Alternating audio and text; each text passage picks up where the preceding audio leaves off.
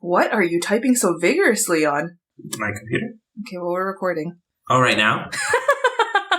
So if you could get your thoughts together, that'd be great. Okay, I got it. My bad.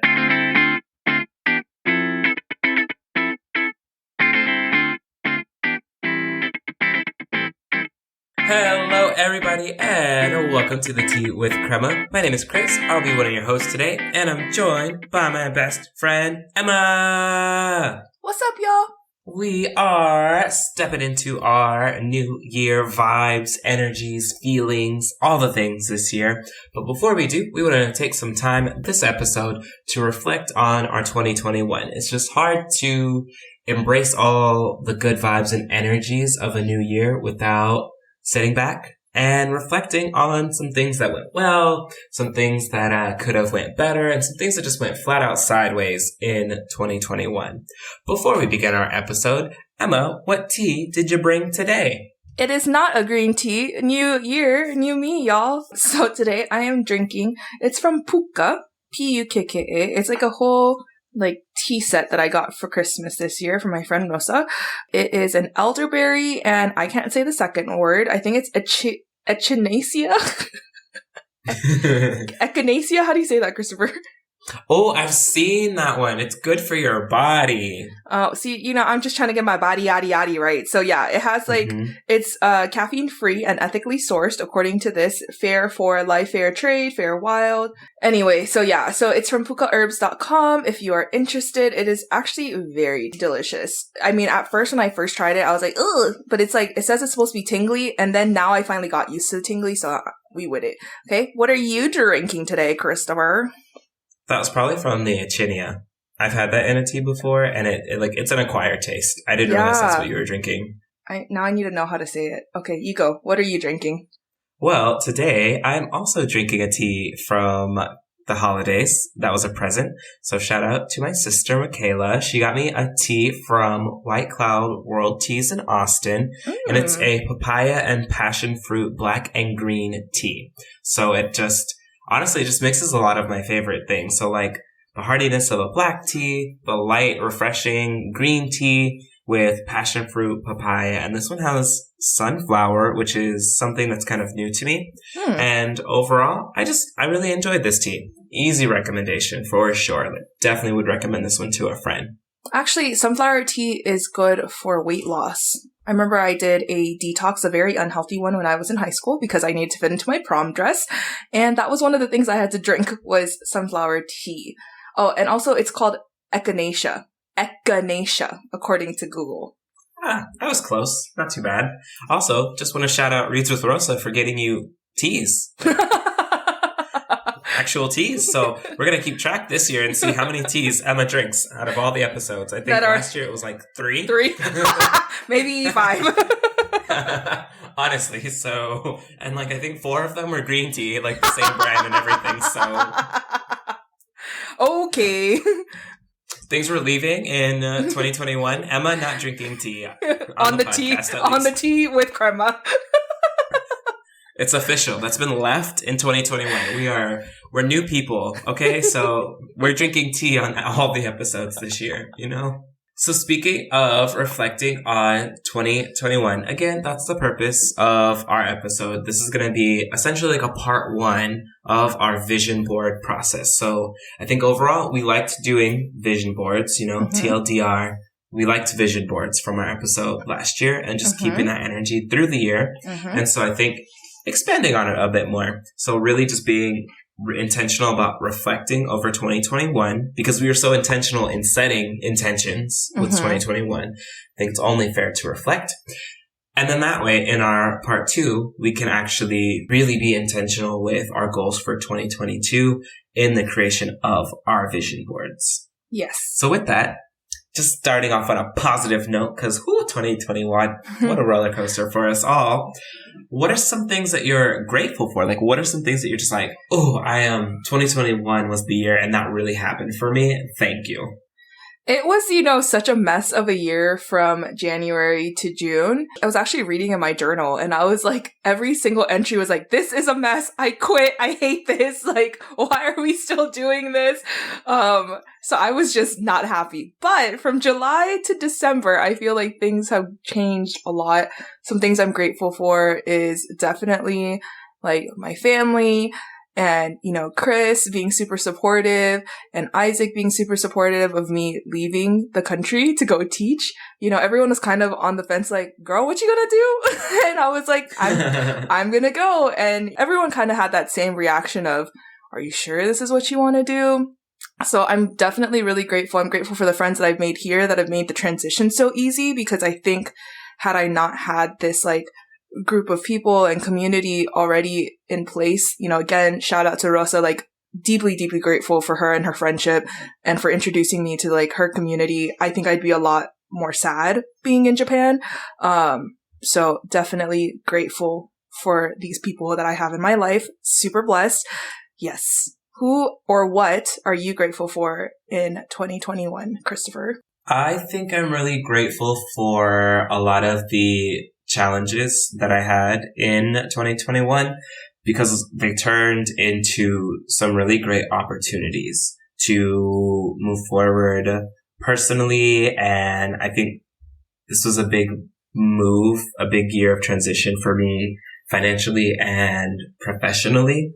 And so I'm grateful that I was able to take advantage of those opportunities, because, sometimes there are opportunities in our lives that we're just not ready for. And as a result, they kind of pass us by. I'm grateful to have been in a spot where I was able to accept those opportunities and take advantage of them. And of course, that doesn't happen by myself. That's being able to talk and reflect and troubleshoot and just get ideas, bounce ideas off of people. And so super, super grateful, for you for having this podcast and, going through with it the whole time, even the tough times. Shemaine for really going, we were going through transitions together. So her support was super invaluable this year. My mom, obviously, for all of the things. And just a lot of my coworkers this year who we really stuck together when teaching was and still is very difficult. And so just being able to have those colleagues where we have that community and we're supporting each other in a time that everyone kind of feels like your journal entries and we all want to say it's a mess and quit every day. But we don't, because we have each other. So that's what I'm grateful for this year.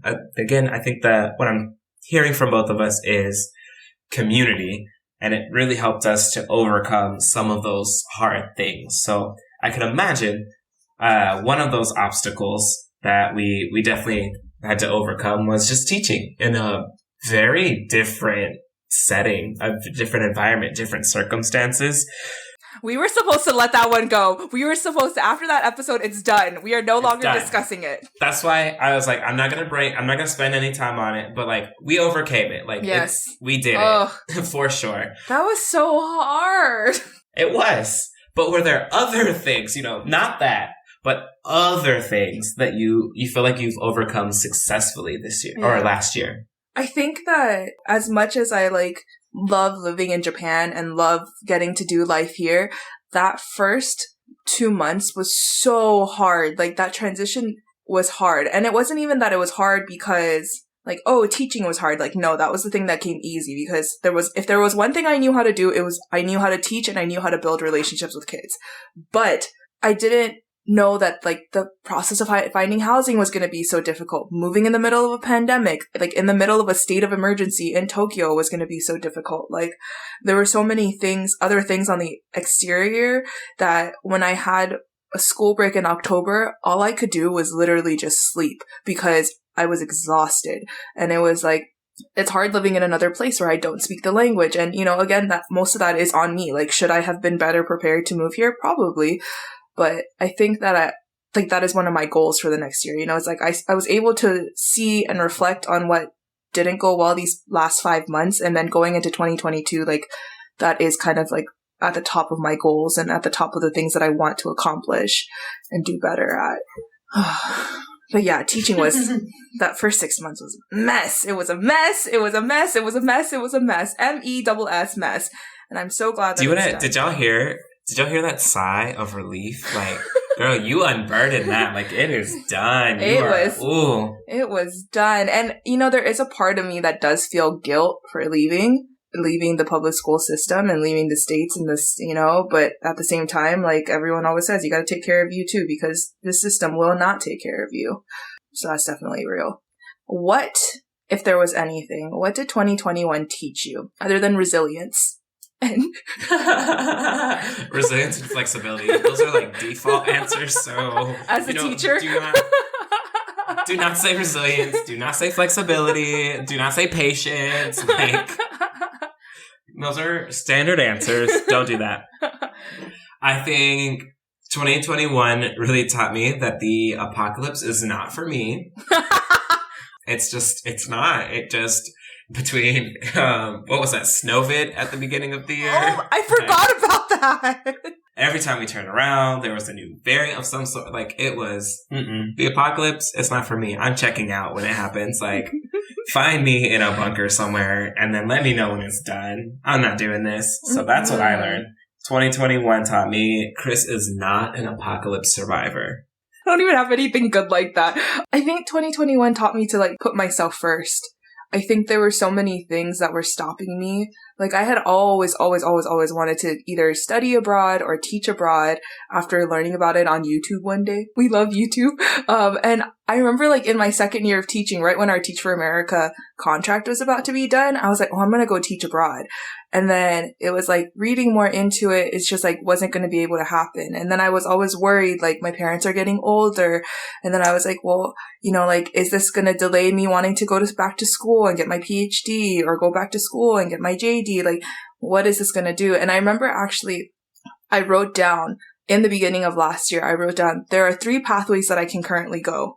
I was like, and this was before I had even been on Rosa's podcast, before any of that. Like I had written down in January last year, I was like, pathway 1, stay in teaching and get out next year and go on like, and find like a, within education, find a more administrative role. And then I was like, pathway 2, leave teaching and go abroad and, blah, blah, blah. And then I was like, leave. And then pathway 3 was like, stay in the classroom 1 more year and start, making moves to exit the classroom and exit education. And so I was like, dang, I was out here like making all these plans, like didn't even have anything in place, but, was writing down these plans. So I think that just like says more to manifestation and like writing down and reflecting. And so like, even though I hadn't been actively looking for positions to teach abroad, the position came and it happened. And so I really do believe in the power of words. I think that things will come to you and you just need to decide if you want to accept it or let it pass you on by. Do you think that you are a different person compared to like last January to now? Absolutely, for sure. And it might not be as dramatic as when you look at yourself 10 years ago, but I truly believe that you are different at different points of your lives. Like you're not really the same person. You can have obviously the same foundational experiences, but where you are in your journey of life impacts so much of who you are. And so I think even in just that 1 year, I would say at present, I'm a far more patient and flexible person. And I know we said we couldn't use that as what 2021 taught me, but I don't mean that in like a vague and general sense. Like I would not say that patience or flexibility were natural traits for me before this year. And it took a lot of intentional effort, especially really since entering teaching. Developing patience has been something I've really had to work on ultimately because kids do stuff to get on your nerves. I've had to get better every year about just like my limit has gotten higher every year. And so I was able to take that patience, that flexibility of mind and actually start to apply it to more than just me in front of students teaching. And I think it's really positively impacted my relationships overall. Yeah. And even if other people wouldn't agree, it's positively impacted my interpretation and feelings of those relationships. Yeah. So good feelings all around. I definitely feel a little different. We're coming up on 5 years of knowing each other this year. Oh my God, it's going to be our 5-year anniversary soon. But the thing is that you've always been very, like, you understood that that was, like, your one quality that wasn't, you know, your strong point. But I will say that you have become more flexible and more, like, patient, especially with other human beings, too. You know, I think that that's been kind of has definitely been a growing point. I think for myself, from January 2021 to today, I think that I have changed as well, and more in terms of, like, taking hold of my life, if that makes sense. Like, before I was very, like, I was passively, like stuff was happening and I was like, oh, this sucks. Like, there's nothing I can do about it because this sucks. And now it's kind of one of those things that as the year went on, I was like, actually, you know what? Like, I can change that. Like, I don't have to sit in this and, like, accept all of this that's happening. Like, I can actively change it and become, you know, whatever it is that I want to become. So I think that that's kind of somewhere that I have definitely changed. I mean, manifestations are one thing, but again, it's kind of passive. Mm-hmm. It's just, this is going to happen. It's going to happen for me. It's going to happen.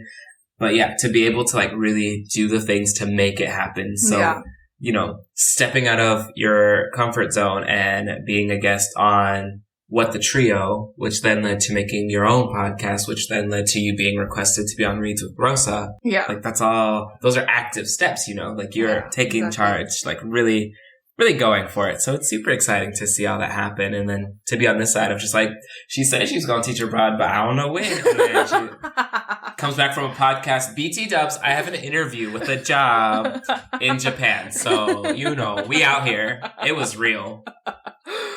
So I know you spoke about the community that you're starting to build with people that you're working with out in Japan. Mm-hmm. So just thinking about all the people that you interacted with and were working with, are there any, like, relationships that you kind of see from 2021 that you were like, ooh, that kind of fell off and, like, I need to rekindle that? Or things that are still kind of, like, in the beginning stages and you're like, I got to pursue and, like, really actively engage with this right now? I think, you know, one of the hardest things about leaving the States was also, you know, having to leave Isaac too. And, you know, we stay in contact every day. Like, it's hard being in a long-term relationship, long distance, and also long-term. We've been together for 11 years now. So it's one of those things where we were really intentional before I left, that I was like, just because we've been together for so long doesn't mean that we can just, like, fall off, you know, like, go a couple of days and not talking to each other. And so we are very, like, intentional in that fact of, like, no, we, like, talk to each other every day. You know, anytime that we have any free time, like, we're able to talk to each other, kind of always checking in with each other. And so, like, going into the latter half of 2021, like, I'm gonna be a wife, y'all. I'm gonna be a wifey up in here. So I think that is something that I definitely, like, knowing my role is switching. You know, I felt like I wasn't really ever, like, a fiance because I left a week after Isaac proposed. And so, which I don't know, is there a difference in being a girlfriend versus being a fiance? I don't know. But I do know that, like, you know, Isaac moving here and, like, us being husband and wife is definitely going to, and I don't necessarily want to say that it's going to change anything, but I think that there's a natural shift when you go from being, like, partners to being spouses, you know? So I think that's definitely one of the relationships that I'm most looking forward to, like, cultivating and making stronger, is because, like, Isaac and I have talked about getting married since we were kids, and, you know, now we're a little bit closer to 30 and getting married. So, you know, we out here. There are definitely, like, relationships and friendships that I've, like, started out here that I just, like, you know, it's also hard making friends as adults. I think that's also just, like, real. So yeah, I'm not really sure, you know, and also, like, making sure that I'm still keeping in contact with people from back home too. And being more intentional about the way that I'm in contact with people and, you know, being, like, yeah. So I guess more of my focus wants to be on, like, still making sure that I'm maintaining the relationships from back home. Because, I don't know. Is Japan going to be the rest of my life? Probably not. Or maybe. I don't know. But logistically, like with my life goals and Isaac's life goals, I don't think that it's realistic for us to be here for that long either. Unless, we became multi-billionaires and wanted to stay here. Is there any relationships that you would like to strengthen in 2022? I would say I'm still just working on developing high quality friendships. Not saying the ones that I have currently are not high quality. I just know that sometimes I can like hide behind things or excuses, or can like pull away when I feel like I have overconnected or overshared or over-involved myself with people. And so I just want to be okay with vulnerability and opening up and having those relationships with people that are more than surface level cutesy, like, oh, let's go to a restaurant, or small stuff like that. Like people that that feel confident that if something were to happen in their life, I would be someone that they could rely on, and vice versa. So just something I'm going to do is just starting to be like super intentional about interactions and relationships with people. I like that. That's a good one. I agree. 10 out of 10 would recommend to a friend. So this is a 3. This is a 3-fer. What do you need to start doing? What do you need to stop doing? And what do you need to keep doing? Okay, I will start. So something that I need to stop doing is going to bed so late. I need to stop getting less than 6 hours of sleep, because then I'm a monster by Friday, and that's not fair to my students or myself. I need to start going back to the gym, just because that was my outlet and my like happy place. So currently I am looking for a gym, but gyms are also really expensive in Japan. It's like they don't want me to be great. It's fine. And something that I need to keep doing in 2022 is reflecting. After reading through my journal and like seeing that I was like making these moves and having these thoughts, it has definitely motivated me to like keep going, because I'm like, actually this was like super helpful in moving into 2022. So keep reflecting, stop sleeping so late, start taking care of my physical health. Look at that. Your turn. Girl. Okay. I am going to keep cooking. I Good love one. it. Yeah. I am going to stop finding excuses to not do stuff. I love to find a good, like, oh, sorry, I'm busy. But like, am I really busy? No, I'm just sitting at home watching a movie. I'm just playing my Switch. Yeah. And I am going to start... I haven't really figured out like what I'm really going to start doing. I guess finding I have passion projects. Like plants are my passion project. I guess I want to find like a craft. Something that like is tangible, like something I can make or do. Maybe you should get into knitting. That's what I was thinking. Like I just want to start doing something like with my hands that it like has a product. You know, like I play video games, but like there's no product of that. There could be. We could put you on some live streams. It could get you some money. I mean, yeah, but I'm not good. Like, I'm not good at video games. I just do them for funsies. So I think I just want to like really find an outlet, like a creative outlet that has a product. So that's what I'm going to do. Now we have our start, stop, keep. Mm-hmm. How can you keep getting better then? At least 1% every day.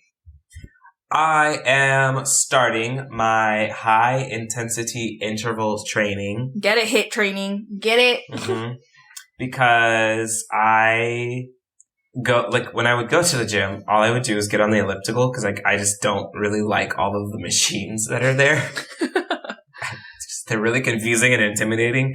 I went to Planet Fitness for the longest time. Probably, like, the most user-friendly, beginner-friendly gym, and was still just be, like, would look at the weights and stuff, and was like, oh, look at the elliptical. And then would just get on it every day, forever. And so, like, the gym in my apartment that I've started to go to was like, oh, look, the elliptical. And, like, got on that instead. And so I'm just going to be a bit more working on, like, all of the things and not just the cardio. So that high intensity interval training, because it's a full body thing. So it's a little bit of abs, it's a little bit of legs, a little bit of arm, it's a little bit of glutes. Yeah. So, which you were so good at CrossFit. So like CrossFit is HIIT workouts every day, you know, like you were doing the things, you know, I'm glad that you're tapping into that skill, because I know that you found success with the elliptical when you like were in college. So I think that that's kind of why you kind of leaned on it too. It was comforting. You knew that it works. Like it's a tried and true method. So that's awesome.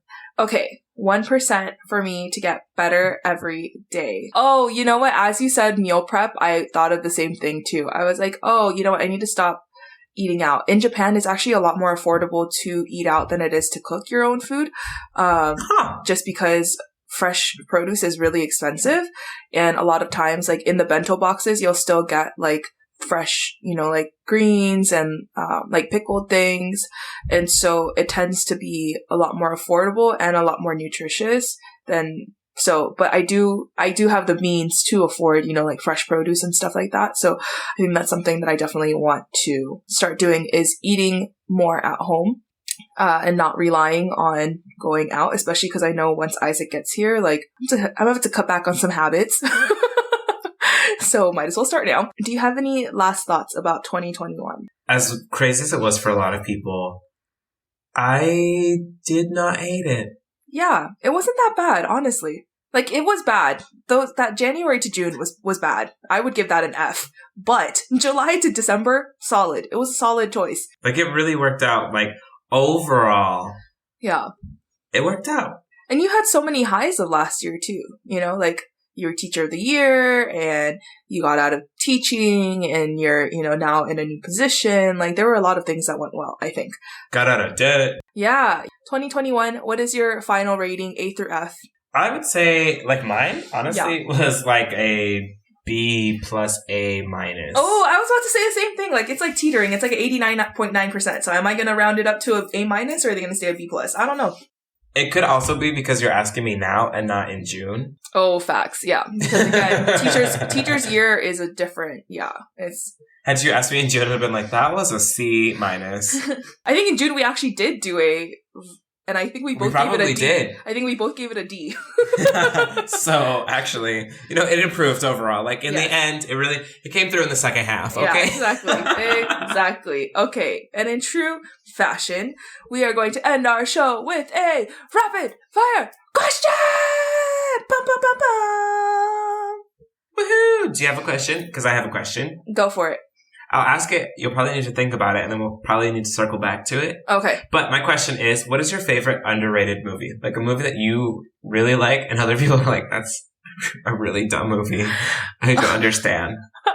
Okay, yeah, we'll have to come back to that one, because I have to think about that. I think most of the movies I do like are underrated, but that is what it is. Okay, so while I'm thinking about that, if money were no object, and you were guaranteed to be successful, what would you do as your career?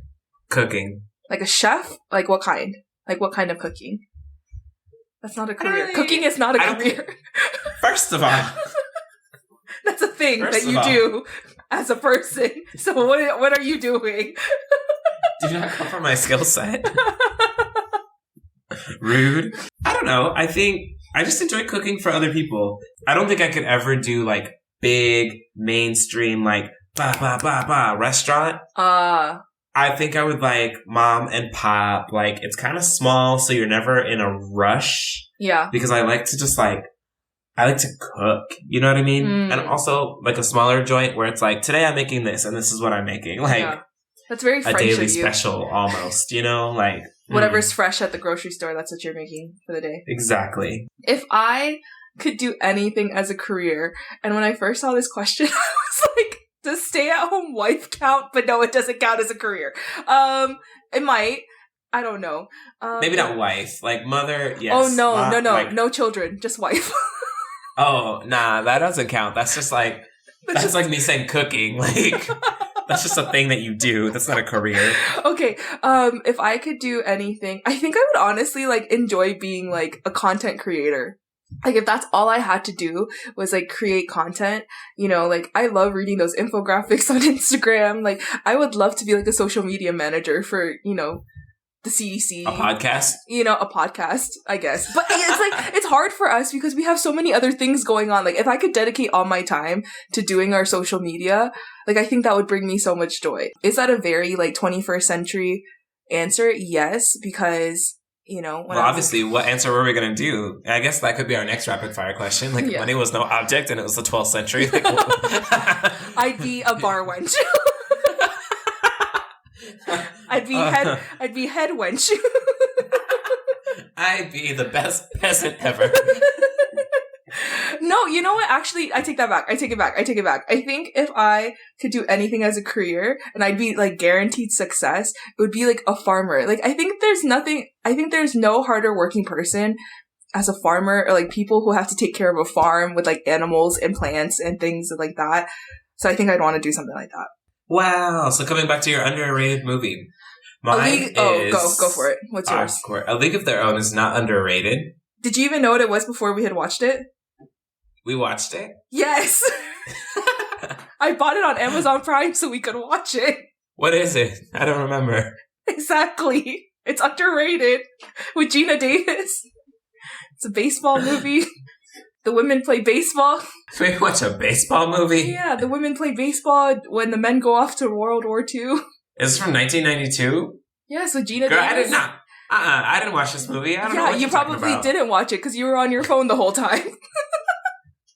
First of all, this movie is not underrated. It has an approval rating of 79%. So exactly. So it's underrated because no one watches it. I think when I think of underrated, it's under-recognized. I think that's what I'm thinking.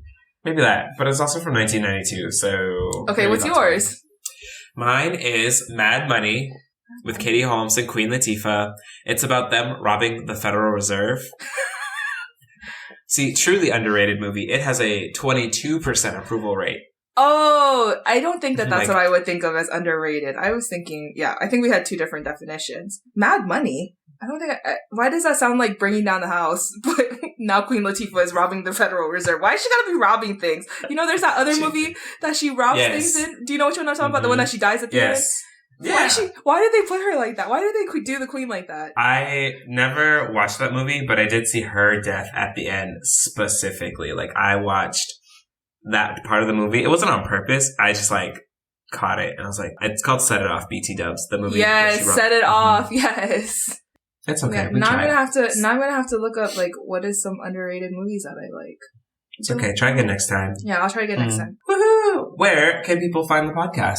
You can find our podcast on Instagram and Twitter at The Tea with Crema. If I were better at social media, I definitely would be on at The Tea with Crema. Sorry, guys. You can also find us on YouTube, Spotify, Apple Podcasts, and anywhere else that you can stream your podcasts. We are also on Venmo if you'd like to buy us a cup of tea. And that's all, folks. Hope to see you next time. Bye!